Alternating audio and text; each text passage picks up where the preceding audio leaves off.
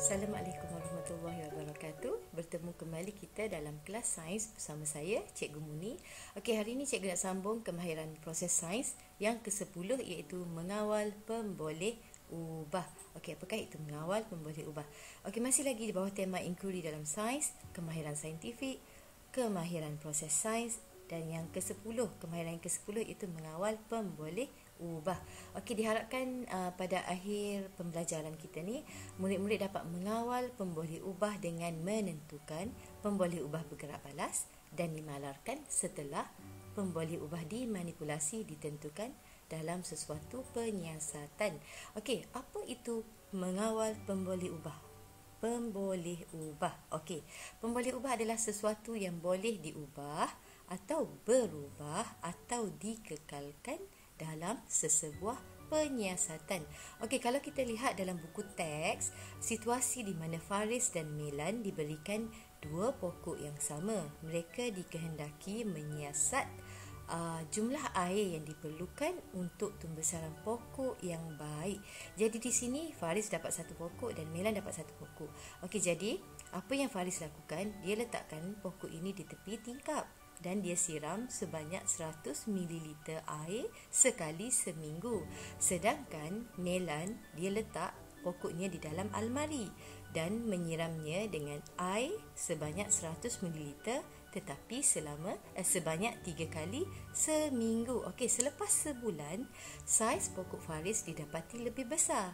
Okey, jadi Faris kata, okey, jadi pembesaran pokok ini lebih baik apabila disiram sekali seminggu.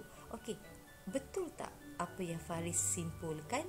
Okey, jadi di sini Melan tidak berpuas hati. Melan kata, saya fikir penyiasatan kita ini tidak adil. Bukankah pokok saya tidak mendapat cahaya matahari? Okey, betul lah, sebab Melan dia letak dalam almari. So, cahaya matahari terhalang untuk diserap oleh pokok tersebut. Jadi di sini pokok Faris dapat matahari, pokok Melan tidak dapat matahari. Pokok Faris dapat air sebanyak 100 ml air sekali seminggu, sedangkan pokok Melan dapat juga air 100 ml tetapi 3 kali seminggu. Jadi bagaimanakah menjadikan penyiasatan ini adil? Adil macam mana? Dalam penyiasatan pun perlu ada keadilan, perlu adil. Okey, jadi dekat sini, bagi mendapatkan penyiasatan yang adil, kita perlu memastikan satu pemboleh ubah sahaja yang diubah dalam sesuatu eksperimen ataupun penyiasatan. Jadi tak bolehlah kalau pokok Faris dapat matahari, sepatutnya pokok Melan pun dapat matahari, dapat cahaya matahari lah maksud cikgu. Okey, jadi kat sini kita nak tengok secara lebih lanjut lagi lah. So sebelum cikgu menerangkan apa maksud pemboleh ubah dengan lebih lanjut, perlu diingatkan bahawa sesuatu penyiasatan perlulah dirancang secara adil, iaitu maksudnya mengawal pemboleh ubah itu perlulah dilakukan secara adil. Okey, jenis-jenis pemboleh ubah. Okey, jadi di sini pemboleh ubah dimanipulasi. Okey, cikgu ringkaskan sebagai PM. Pemboleh ubah dimanipulasi, PM. Okey, pemboleh ubah yang diubah dalam sesuatu penyiasatan. Pemboleh ubah yang diubah dalam sesuatu penyiasatan. Siapa yang ubah? Kita lah. Kita yang menjalankan penyiasatan tu, kita yang ubah pemboleh ubah tersebut. Okey, yang kedua kita ada pemboleh ubah bergerak balas. Cikgu ringkaskan di sini sebagai PB. Pemboleh ubah bergerak balas iaitu pemboleh ubah yang diperhatikan dalam sesuatu penyiasatan. Pemboleh ubah yang kita nak tengok apa hasilnya apabila kita mengubah pemboleh ubah dimanipulasi tadi. Okey, seterusnya adalah pemboleh ubah dimalarkan. Okey, pemboleh ubah dimalarkan adalah pemboleh ubah yang dikekalkan dalam sesuatu eksperimen. Okey, untuk kita lebih faham apa itu pemboleh ubah, okey, cikgu masih lagi nak bincangkan tentang penyiasatan Faris dan Melan tadi, iaitu menyiasat jumlah air yang diperlukan untuk tumbesaran pokok yang baik. Okey, kat sini kita ada dua pokok, kita letakkan, okey, kita tandakan sebagai pokok A dan juga pokok B. Okey, jom kita lihat. Okey, menyiasat jumlah air yang diperlukan untuk pembesaran pokok yang baik. Okey, di sini apakah pemboleh ubah dimanipulasi? Siapa boleh bagi tahu cikgu? Apakah pemboleh ubah dimanipulasi? Sebab kalau kita tengok tajuk, kita nak menyiasat jumlah air. Jadi, okey, apa yang kita nak ubah? Okey, di sini apa yang kita nak ubah? Apa yang tidak sama atau berbeza di awal penyiasatan? Okey, ataupun kita berkata bahan, peralatan, waktu dan keadaan atau situasi yang diubah dalam penyiasatan. Okey, diubah secara sistematik untuk menghasilkan perubahan kepada pemboleh ubah yang lain. Jadi pemboleh ubah dimanipulasi ni kita ubah dia secara sistematik supaya menghasilkan perubahan kepada pemboleh ubah yang lain. Okey. Jadi dalam penyiasatan ini kita nak menyiasat jumlah air. So semestinya kita ubah kuantiti air, jumlah air. Jadi pemboleh ubah dimanipulasi di sini adalah, okey, cuba tengok. Yang ni kita siram dengan 100 ml air, pokok A 100 ml air dan pokok B kita siram dengan 300 ml air. Kita kata, mungkin kita boleh kata seminggu sekali. Okey, seminggu sekali. Atau kita boleh kata kita siram setiap hari.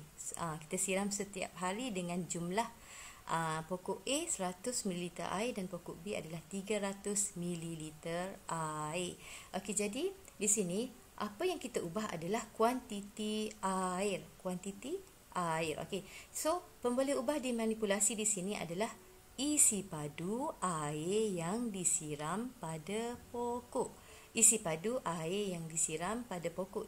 Awak nampak kan tak sama?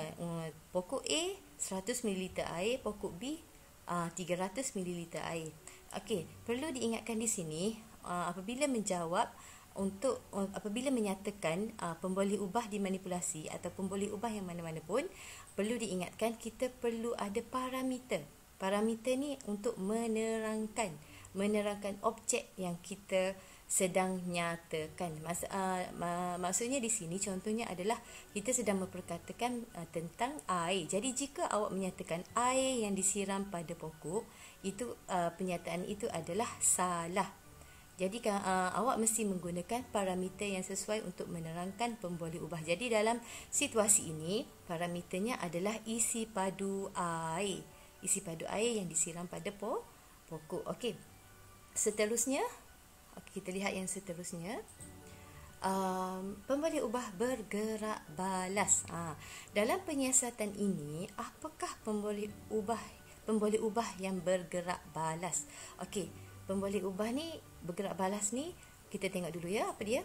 Apa yang terjadi? Maknanya selepas kita ubah kuantiti air tu, apa yang terjadi? Mungkin kita kata, kita kata selepas sebulan, apa yang terjadi? Okey, ataupun apa yang tidak sama atau berbeza di akhir penyiasatan, ataupun kita panggil hasil eksperimen. Dan seterusnya, berubah akibat daripada perubahan pada pemboleh ubah dimanipulasi. Sebab tadi kita dah ubah kuantiti air. Jadi apa kesan dia terhadap pokok A dan juga terhadap pokok B? Jadi di sini perubahan itu juga diperhatikan sepanjang eksperimen. Jadi kita kena perhatikanlah dan catat apa perubahan yang diperhatikan sepanjang eksperimen tu. Okey, jadi di sini pemboleh ubah bergerak balas PB ni adalah saiz pokok selepas sebulan. Okey, tadi Faris dah katakan pokoknya lebih besar, bersaiz lebih besar berbanding dengan pokok melon. Okey, jadi di sini kita boleh kata pemboleh ubah bergerak balas di sini adalah saiz pokok. Kalau kita lihat saiz pokok A berbanding dengan saiz pokok B, saiz pokok B lebih besar. Perlu diingatkan, awak tak boleh jawab pokok selepas sebulan. Kalau awak kata pokok selepas sebulan, awak macam tak tahu apa yang sedang awak menerangkan, parameter apa yang sedang awak guna untuk menerangkan keadaan pokok ini. Jadi mestilah menggunakan parameter yang sesuai. Jadi dekat sini adalah saiz pokok selepas sebulan. Maknanya kita dah ubah pemboleh ubah dimanipulasi. Kita ubah di situ adalah kuantiti air, isi padu air. Kita dah ubah isi padu air. Jadi kita nak lihat selepas sebulan apa kesan dia, kesan isi padu air ini kepada tumbesaran pokok. Okey, jadi seterusnya cikgu nak tunjuk. Okey, dalam penyiasatan ini pembeli ubah yang dimalarkan, apakah pembeli ubah yang dimalarkan? Okey, cuba perhatikan betul-betul gambar rajah yang disediakan. Okey, apa yang sama dalam penyiasatan? Apa yang sama dalam penyiasatan ni? Apa yang ingin kita kekalkan sepanjang penyiasatan? Dan bahan, peralatan, waktu dan keadaan atau situasi yang sama atau seragam dalam penyiasatan. Okey, jadi kat sini kita boleh tengok ini adalah pemboli ubah yang dimalarkan. Kehadiran cahaya matahari, jenis pokok, ketinggian awal pokok, kuantiti tanah dan juga tempat penyiasatan. Okey, macam tadi Faris dia letak di tepi tingkap, manakala Melan dia letak di dalam almari Okey, itu adalah tempat penyiasatan yang tidak seragam. Jadi dekat sini kita dah letak kedua-dua pasu ini di tepi tingkap. Okey, jadi perlu diingatkan cara nak menyatakan pemboli ubah dimalarkan ini juga seperti pemboli ubah yang kedua-dua tadilah. Maknanya kita tak boleh kata cahaya matahari sahaja. Kita perlukan parameter di situ.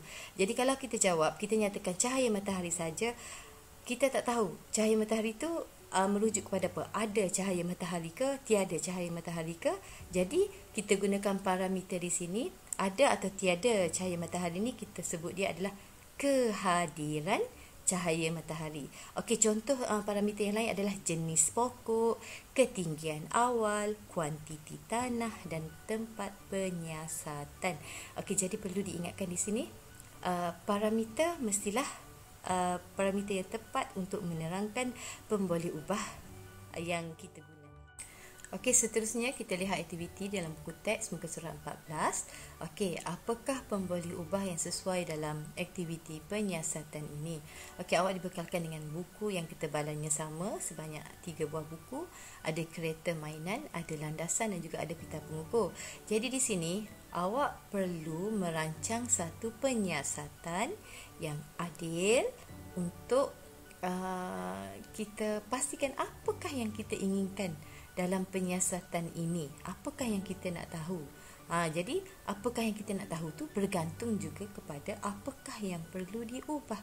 Jadi di sini dengan kata lain awak perlu fikir apakah pemboli ubah yang ingin diubah, yang dimanipulasi dalam penyiasatan ini. Apakah pemboli ubah bergerak balas dan apakah pemboli ubah yang dimalarkan. Jadi aktiviti ini kita akan sambung dengan sesi selepas ini. So untuk tugasan seperti biasa sila rujuk lampiran dalam WhatsApp Plus dan boleh PM cikgu kalau ada apa-apa pertanyaan. Okey, sehingga berjumpa lagi. Assalamualaikum warahmatullahi wabarakatuh.